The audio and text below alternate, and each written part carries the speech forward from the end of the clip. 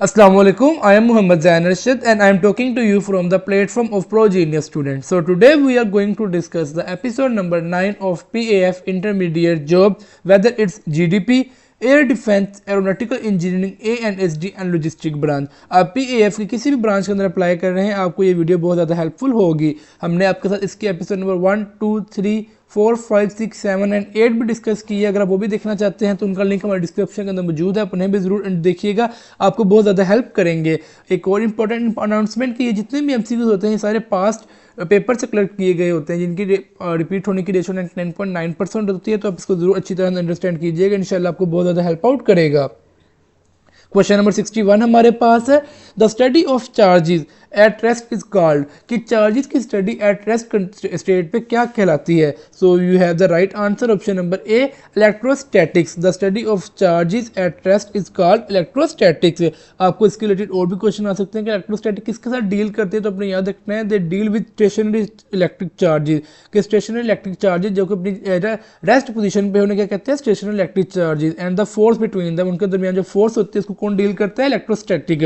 आपको पिक्चर के अंदर इलेक्ट्रोस्टैटिक की डेफिनेशन शो कराई गई है, कूलम्स लॉ शो करवाया गया है और इलेक्ट्रिक फील्ड शो कराई गई है। आपने इनको अच्छी तरह अंडरस्टैंड करके जाना है, इसके फार्मूलाज को अच्छी तरह अंडरस्टैंड करके जाना है, ताकि अगर आपको कोई न्यूमेरिकल आता है, कोई भी क्वेश्चन आता है, उसको सॉल्व कर सके। क्वेश्चन नंबर 62 हमारे पास है, the conversion of matter into energy includes phenomenon of, के conversion of matter into energy को कौन सा फिनोमिना कहते हैं। So we have the right option, option number C, annihilation of matter. The conversion of matter into energy, के matter का energy के अंदर कन्वर्ट होना क्या कहलाता है, एनहिलेशन ऑफ मैटर। आपको इसके रिलेटेड और भी क्वेश्चन आ सकते हैं कि इसमें क्या होता है, तो आपने याद रखना है, according to E is equal to mc²।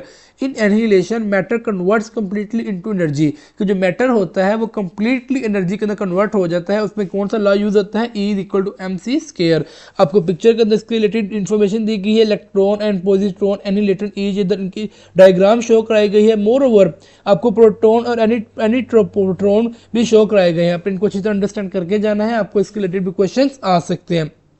Question number 63 हमारे पास है, a photon loses all it's entire energy during, कि एक जो फोटोन होता है वो अपनी इंटायर एनर्जी, अपनी सारी एनर्जी कब लूज करता है। So we have the right option, option number B, photoelectric effect, कि एक फोटोन जो होता है वो फोटो इलेक्ट्रिक इफेक्ट के अंदर अपनी सारी एनर्जी को लूज कर देता है। आपको इसके रिलेटेड और भी क्वेश्चन आ सकते हैं कि फोटो इलेक्ट्रिक इफेक्ट क्या होता है, तो आपने याद रखना है, in the photoelectric effect a photon transfer its full energy to an electron, कि एक जो फोटोन होता है वो अपनी फुल एनर्जी किसमें ट्रांसफर कर देता है, इलेक्ट्रॉन के अंदर।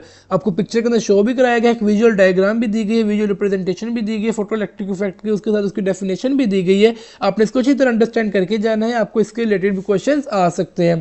क्वेश्चन नंबर 64 हमारे पास है, the capacitance of two capacitor combined in parallel would be, कि दो कैपेसिटर जो कि पैरेलल के अंदर आपस में पैरेलल के अंदर आपस में कंबाइन हो, उनकी कैपेसिटेंस कितनी होगी। So you have the right answer, option number B, 2c।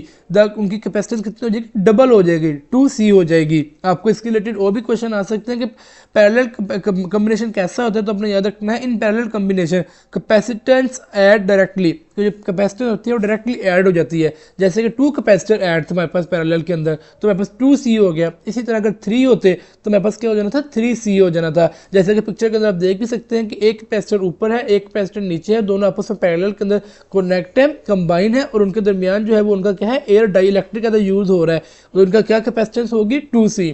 Question number 65 हमारे पास है, 1 light year is equal to, एक जो लाइट ईयर होता है वो किसके इक्वल होता है। So we have the right option, option number A, 9.5 into 10⁵ 15 metre.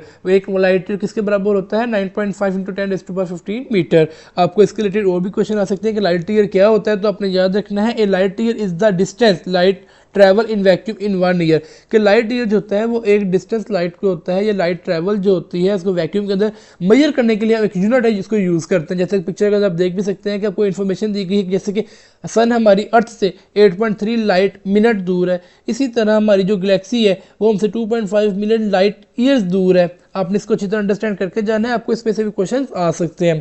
Question number 66 हमारे पास है, fill in the blank, she dash to the market yesterday.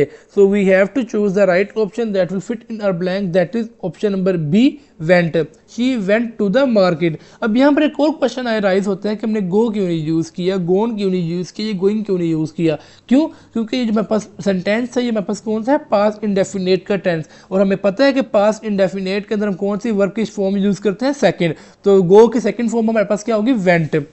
Question number 67 हमारे पास है, the energy of photon of wavelength 1 angstrom is, कि जो energy of photon of जिसकी wavelength 1 angstrom हो उसकी कितनी होगी। तो आपने याद रखना है इट इज़ 1.989 इंटू 10⁻⁻15 जूल। आपको इसके रिलेटेड और भी क्वेश्चन आ सकते हैं कि फोटोन की एनर्जी को कैलकुलेट कैसे करते हैं। तो आपने याद रखना है it is calculated using E is equal to hc/λ।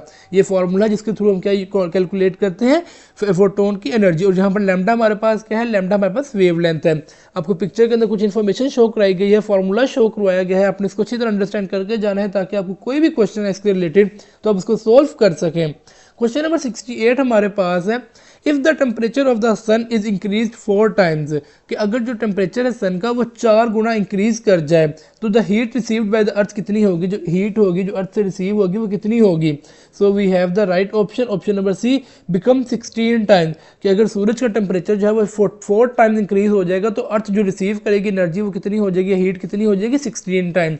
आपको इसके रिलेटेड और भी क्वेश्चन आ सकते हैं, कैसे? तो आपने याद रखना है अकॉर्डिंग टू बोल्ट्जमैन लॉ, कि बोल्ट्जमैन लॉ के accordingly radiated energy is proportional to the 4th power of temperature, कि जो रेडिएटेड एनर्जी होती है वो 4 टाइम्स ऑफ द टेम्परेचर होती है। मतलब अगर टेम्परेचर 1 है तो रेडिएटेड एनर्जी की कितनी हो जाएगी, 4 हो जाएगी। इसी तरह अगर सन की एनर्जी 4 टाइम्स इंक्रीज हो जाएगी तो हमारे पास हीट कितनी हो जाएगी, 16 टाइम्स। आपको पिक्चर के अंदर स्टीफन बोल्ट्जमैन लॉ की डेफिनेशन, उसकी लॉ की स्टेटमेंट और ग्राफिकल रिप्रेजेंटेशन शो कराई गई है कि स्टीफन बोल्ट्जमैन लॉ क्या होता है। It is a law that constraint of thermodynamics that relates the thermal radiation emitted by a black body to its temperature, जो कि एक थर्मल रेडिएशन जो एमिट होती है एक ब्लैक बॉडी से उसको टेम्परेचर के साथ रिलेट करते हैं। ये मेरे को क्या है, स्टीफन बोल्ट्जमैन लॉ। आपको ग्राफिकल रिप्रेजेंटेशन भी दी गई है, आपने इसको अच्छी तरह अंडरस्टैंड करके जाना है, आपको इसके रिलेटेड भी क्वेश्चन आ सकते हैं। क्वेश्चन नंबर 69 हमारे पास है, a forward biased PN junction behaves like a, कि जो फॉरवर्ड बाइस्ड पीएन जंक्शन है वो किस तरह बिहेव करता है। So we have the right answer, option number B, close switch. A forward biased PN junction behaves like a closed switch. आपको इसके रिलेटेड और भी क्वेश्चन आ सकते हैं कि फॉरवर्ड बाइस क्या करता है। तो अपन याद रखना है it allows current to pass easily through the PN junction, कि जो फॉरवर्ड बाइस पीएन जंक्शन होता है ये वो आपको क्या अलाउ करता है, करंट को कि इजीली पास कर जाए पूरे पीएन जंक्शन से। जैसा कि पिक्चर के अंदर आपको पीएन जंक्शन की डायग्राम भी शो कराई गई है, एक तो हमारे पास पी टाइप है, एक तो हमारे पास एन टाइप, और कंबाइंडली हमारे पास क्या है, पीएन टाइप। और ये फॉरवर्ड बाइस है किस तरह अलाउ कर रहा है करंट को मूव करने में। क्वेश्चन नंबर 70 हमारे पास है, क्वेश्चन नंबर 69 का बिल्कुल उल्ट है कि रिवर्स बाइस पीएन जंक्शन कैसे बिहेव करता है। जैसे भी हमने डिस्कस किया था कि जो फॉरवर्ड बाइस है वो हमारे पास एज अ कैसे काम करता है, क्लोज स्विच।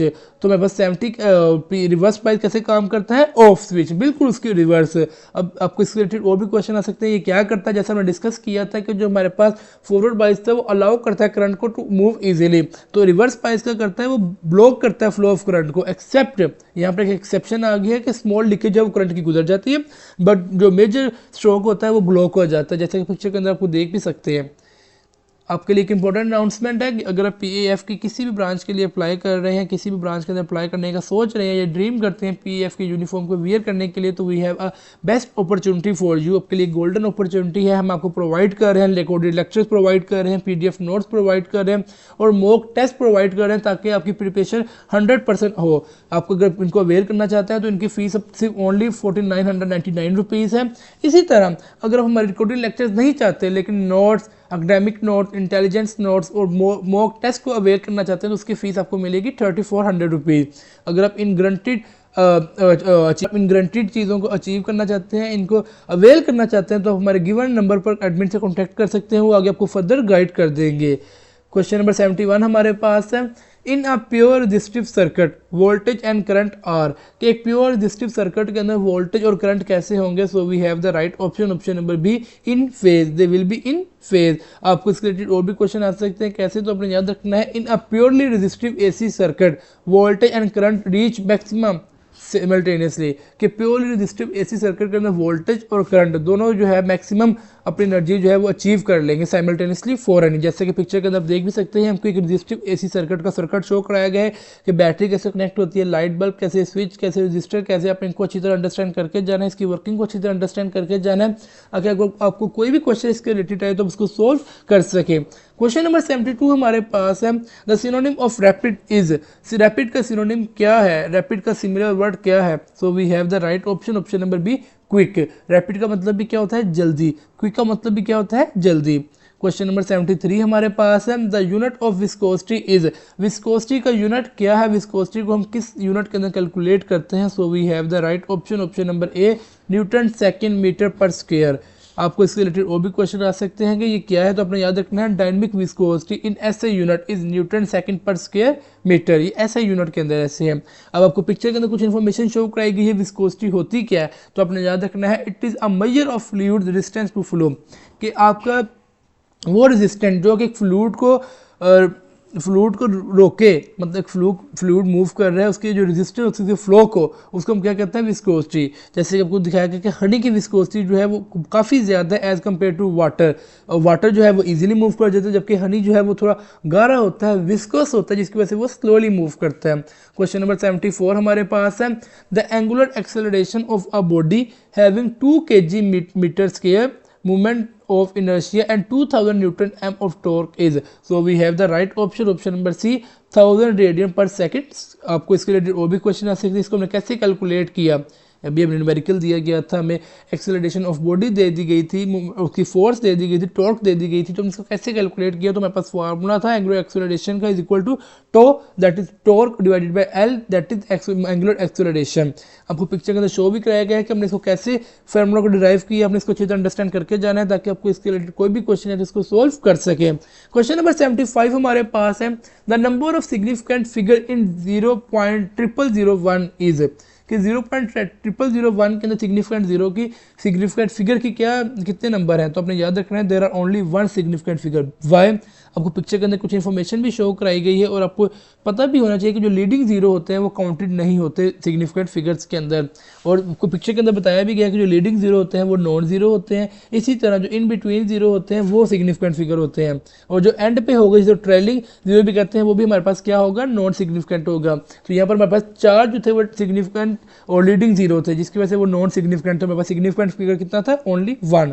क्वेश्चन नंबर 76 हमारे पास है, if two vectors of equal magnitude having a resultant equal to their magnitude, कि अगर दो वेक्टर हैं जिनका मैग्नीट्यूड आपस में इक्वल है, उनका एक resultant equal to their magnitude एक वेक्टर आ जाए, तो उनका एंगल जो होगा वो कितना होगा, दो वेक्टर है दोनों का मैग्नीट्यूड इक्वल है, अब जो रिजल्टेंट वेक्टर आ रहा है उसका मैग्नीट्यूड भी उनके इक्वल है, तो उनके दरमियान जो एंगल होगा वो कितना होगा। सो आपने याद रखना है, the angle will be 120 degree. आपको इसके रिलेटेड और भी क्वेश्चन आ सकते हैं, कैसे, तो आपने याद रखना है, by the formula that is R square is equal to A square plus B square is equal to 2ab cos theta, we have that angle. आपको पिक्चर के अंदर रिजॉल्विंग फोर्सेस की डेफिनेशन शो कराई गई है, उसके कंपोनेंट्स को show कराया गया है, उसको ग्राफिकल रिप्रेजेंटेशन को शो कराया गया है, आपने इसको अच्छी तरह अंडरस्टैंड करके जाना है, आपको इसके रिलेटेड भी क्वेश्चंस आ सकते हैं। क्वेश्चन नंबर 77 हमारे पास है, in the absence of an external force momentum of a body, कि एक्सटर्नल फोर्स की एब्सेंस के अंदर मोमेंटम ऑफ अ बॉडी क्या करेगा, डिक्रीज होगा, इंक्रीज होगा या जीरो हो जाएगा, तो आपने याद रखना है, इट विल रिमेन कंजर्व्ड। ये absence of the external forces के अंदर क्या होगा, momentum of the body will remain conserved. आपको इसके रिलेटेड और भी क्वेश्चन आ सकते हैं, कैसे, तो आपने याद रखना है, law of conservation momentum applies in isolated system. तो जो law of conservation of momentum है वो आइसोलेटेड सिस्टम के अंदर ओनली अप्लाई होता है। आपको पिक्चर के अंदर कुछ इन्फॉर्मेशन शो कराई गई है, जो कि मोमेंटम कैलकुलेट करने का फार्मूला है, that is MS into velocity. आपने इसको अच्छी तरह अंडरस्टैंड करके जाना है, आपको इसके रिलेटेड भी क्वेश्चन या न्यूमेरिकल आ सकते हैं। क्वेश्चन नंबर 78 हमारे पास है, fill in the blank, he is afraid dash dog, so we have to choose the right option that will fit in our blank, that is option number B of he is afraid of dogs। Question number 79 हमारे पास है, which of the following is a non conservative force, कि gravitational, electrostatic, frictional और elastic force में से कौन सी force है जो कि नॉन कंजर्वेटिव फोर्स है। So we have the right answer, option number C frictional force. आपको इसके रिलेटेड और भी क्वेश्चन आ सकते हैं, कैसे, तो अपने याद रखना है, work done by a friction depends on path, कि जो वर्क डन होता है फ्रिक्शन के थ्रू वो किस पे डिपेंड करता है, पाथ के ऊपर, रास्ते के ऊपर। सो ये क्या हो जाएगी, नॉन कंजर्वेटिव फोर्स हो जाएगी। आपको पिक्चर के अंदर एक पिक्चर विजुअल रिप्रेजेंटेशन भी शो कराई गई है, आपने इसको भी अच्छी तरह अंडरस्टैंड करना है ताकि आपकी अंडरस्टैंडिंग अच्छी हो और आपको कोई भी क्वेश्चन आए तो आप उसको सोल्व कर सके। क्वेश्चन नंबर 80 हमारे पास है, the velocity required to escape the earth surface is, कि कितनी वेलोसिटी हमें रिक्वायर होगी to escape the earth surface. So we have the right option, option number C 11 kilometer per second. आपको इसके रिलेटेड और भी क्वेश्चन आ सकते हैं कि स्कोप वेलोसिटी ऑफ अर्थ कितनी है, तो आपने याद रखना है escape velocity of earth is approximately 11.2 kilometer per second. आपको पिक्चर के अंदर स्पीड वर्सेस वेलोसिटी का डिफरेंस शो कराया गया कि स्पीड हमारे पास क्या होती है कि how fast are you travelling, simple, लेकिन वेलोसिटी हमारे पास क्या होती है speed in a given direction, एक गिवन डायरेक्शन के अंदर की स्पीड कितनी है। तो आपने इसको डिफरेंस को अच्छी तरह अंडरस्टैंड करना है ताकि आपको कोई न्यूमेरिकल के अंदर इस तरह का क्वेश्चन आ सकता है तो आप उसको डिफरेंशिएट करके उसको न्यूमेरिकल को सोल्व कर सकें। क्वेश्चन नंबर 81 हमारे पास है, the relationship between linear and angular frequency is, कि लीनियर और एंगुलर फ्रीक्वेंसी के दरमियान क्या रिलेशन है। So we have the right option, option number B omega is equal to 2πf। आपको इसके रिलेटेड और भी क्वेश्चन आ सकते हैं, कैसे, तो आपने याद रखना है angular frequency equal 2π to the ordinary frequencies. Ordinary frequency के जो ओमेगा हमारे पास क्या है वो हमारे पास है एंगुलर फ्रीक्वेंसी, वो किसकी इक्वल है 2πf के, जो कि हमारे पास f क्या है लीनियर फ्रीक्वेंसी या उसको ऑर्डिनरी फ्रीक्वेंसी भी कह देते हैं। आपको पिक्चर के अंदर भी कुछ इन्फॉर्मेशन शो कराई गई है, इनका रिलेशन शो कराया गया है, आपने इसको अच्छी तरह अंडरस्टैंड करके जाना है ताकि आपको कोई भी क्वेश्चन है उसको सोल्व कर सकें। क्वेश्चन नंबर 82 हमारे पास है, the force acting on a satellite moving in a circular orbit is, कि जो सैटेलाइट है जो एक सर्कुलर ऑर्बिट के अराउंड मूव कर रही है उस पर कौन सी फोर्स एक्ट हो रही है। So we have the right option, option number B mv²r। अब mv²r किसका फॉर्मूला, तो अपने याद रखना है centripetal force for circular motion is mv²r, कि mv²r से हमें क्या फोर्स आती है सेंट्रीपिटल फोर्स आती है। आपको पिक्चर के अंदर शो भी करेगी है विजुअल रिप्रेजेंटेशन, ग्राफिकल रिप्रेजेंटेशन, अब इसको अच्छी तरह अंडरस्टैंड करके जाना है। आपको कुछ और एग्जाम्पल्स भी दी गई हैं ताकि आपको एक बेटर अंडरस्टैंडिंग हो।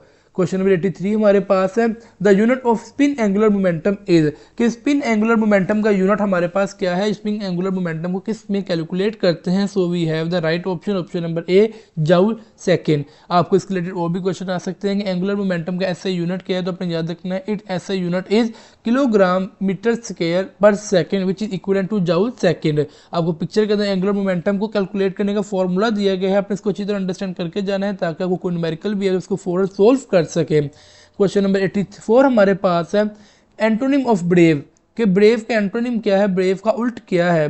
सो we have the right option, option number C cowardly. Brave क्या होता है बहादुर और कॉवर्डली क्या होता है बुज़दिल। आपके क्वेश्चन नंबर 85 दिया गया है, for a body moving upward under gravity, कि एक जो बॉडी है वो अपवर्ड मूव कर रही है अंडर द ग्रेविटी, तो उस पर कौन सी इक्वेशन ऑफ मोशन लगेगी। So we have the right option, option number B W+ma। Equation of motion क्या बन जाएगी W+ma। आपको इसके रिलेटेड और भी क्वेश्चन आ सकते हैं, कैसे, तो अपने याद रखना है व्हेन मूविंग अपवर्ड, जब भी अपवर्ड मूव कर रहे होंगे तो वेट और एक्सेलरेशन जो होती है वो क्या करेंगी सेम डायरेक्शन के अंदर एक्ट करेंगी। आपको पिक्चर के अंदर लॉ ऑफ ग्रेविटी भी दिया गया है कि लॉ ऑफ ग्रेविटी क्या होता है, लॉ ऑफ ग्रेविटी को कैसे कैलकुलेट करते हैं, तो अपने इसका फॉर्मूला अच्छी तरह अंडरस्टैंड करके देना है, that is Gm into M over R's के, जहाँ पर हमारे पास कैपिटल M क्या है मैस ऑफ द सन है और स्मॉल मैस क्या है मैस ऑफ द अर्थ है और R हमारे पास क्या है दोनों के दरमियान डिस्टेंस है। क्वेश्चन नंबर 86 हमारे पास है, at a place where the cross sectional area increases the velocity of fluid, कि एक ऐसी जगह जहाँ पर क्रॉस सेक्शनल एरिया इंक्रीज करेगा वहाँ पर वेलोसिटी ऑफ द फ्लूइड क्या होगा, क्या इफेक्ट आएगा उसके ऊपर, तो आपने याद रखना है इट विल डिक्रीज, वो कम हो जाएगी। आपको इसके रिलेटेड और भी क्वेश्चन आ सकते हैं, कैसे, तो आपने याद रखना है according to the equation of continuity velocity decreases when area increases, कि इक्वेशन ऑफ कॉन्टिन्यूटी में बताती है कि जब एरिया इंक्रीज कर जाएगा तो उसकी वेलोसिटी क्या कर जाएगी डिक्रीज कर जाएगी। जैसा कि आपको पिक्चर के अंदर ग्राफिक रिप्रेजेंटेशन भी शो कराई गई है कि वेलोसिटी में बस क्या कर रही है डिक्रीज कर रही है। क्वेश्चन नंबर 87 हमारे पास है, the angular acceleration in simple harmonic motion is, कि सिंपल हार्मोनिक मोशन के अंदर एंगुलर एक्सेलरेशन कितनी होती है, कैसे होती है, तो अपने याद रखना है इट इज -ω²x। आपको इसके रिलेटेड और भी क्वेश्चन आ सकते हैं कि एंगुलर एक्सेलरेशन ऐसा जब के अंदर कैसी होती है, तो अपने याद रखना है it is proportional to the displacement और ऑपोजिट इन डायरेक्शन, कि जो angular acceleration simple harmonic motion के अंदर डिस्प्लेसमेंट के प्रोपोर्शनल होती है जबकि डायरेक्शन उसकी क्या होती है ऑपोजिट, इसी वजह से वहाँ पर नेगेटिव साइन भी शो कराया गया जो कि मैं क्या बता रहा है कि इसकी ऑपोजिट डायरेक्शन है। आपको पिक्चर के अंदर सिंपल हार्मोनिक मोशन शो कराया गया, उसको कैलकुलेट करने का फॉर्मूला शो कराया गया है, दैट इज F = -kx। आपने इसको अच्छी तरह अंडरस्टैंड करके जाना है, आपको इसके रिलेटेड भी क्वेश्चन आ सकते हैं।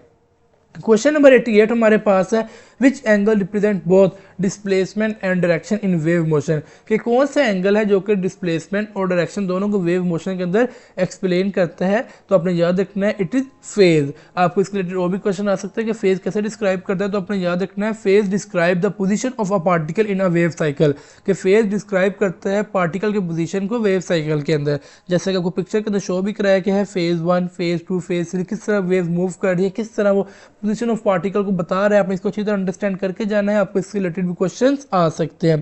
क्वेश्चन नंबर 89 हमारे पास है, the energy absorption at resonance is, कि रेजोनेंस पे एनर्जी एब्जॉर्प्शन कितनी होगी, तो आपने याद रखना है दैट विल मैक्सिमम।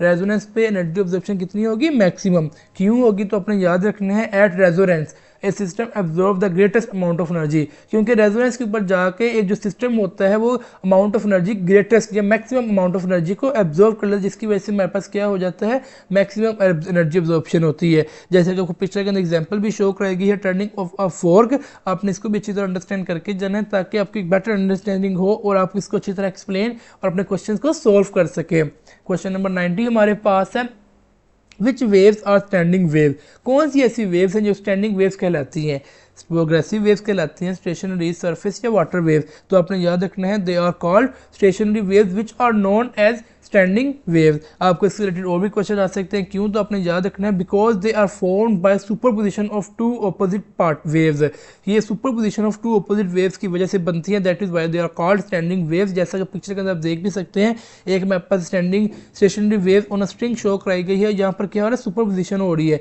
एक एंटी नोड है, एक नोड है, वो अपनी पोजिशन को बार बार सुपरपोजिशन कर रहे हैं, बार बार चेंज कर रहे हैं, जिसकी वजह से हमारे पास क्या कहलाते हैं, ये स्टैंडिंग वेव्स कहलाती हैं। आपके लिए एक इंपॉर्टेंट अनाउंसमेंट है कि आप पीएएफ के किसी भी ब्रांच के लिए अप्लाई करना चाहते हैं, उसकी तैयारी कर रहे हैं या पीएफ की यूनिफॉर्म को वियर करने का ड्रीम रखते हैं, तो हमारे पास आपके लिए गोल्डन अपॉर्चुनिटी है, आपकी प्रिपरेशन के लिए गोल्डन अपॉर्चुनिटी है कि अगर आप हमारे रिकॉर्डेड लेक्चर्स को, पीडीएफ नोट्स को और मॉक टेस्ट को अवेल करना चाहते हैं, तो जाकर आपकी सेल्फ लर्निंग जो है वो अच्छी हो जाए, आप अपने एग्जाम्स के अंदर एक्सेल कर सके, तो उसकी फीस हमारे पास है 4999 रुपीज़ ओनली। और अगर आप चाहते हैं कि हमारे रिकॉर्डेड लेक्चर्स आप ना लें और आप इंटेलिजेंस नोट्स ले लें, एकेडमिक नोट्स ले लें और मॉक टेस्ट ले लें, तो उसकी फीस आपके पास होगी 3400। और याद रखिएगा ये जितने भी हमारे पास अपॉर्चुनिटीज़ हैं, ये जितने भी नोट्स हैं, लेक्चर्स हैं, ये मॉक टेस्ट हैं, ये आपकी इंशाल्लाह 100% गारंटीड प्रिपरेशन के लिए इनफ होंगे। अगर आप इनको अवेल करना चाहते हैं तो आप हमारे गिवन नंबर पर कॉन्टैक्ट करके हमारे एडमिट से कॉन्टैक्ट कर सकते हैं, वो आपको फर्दर गाइड कर देंगे।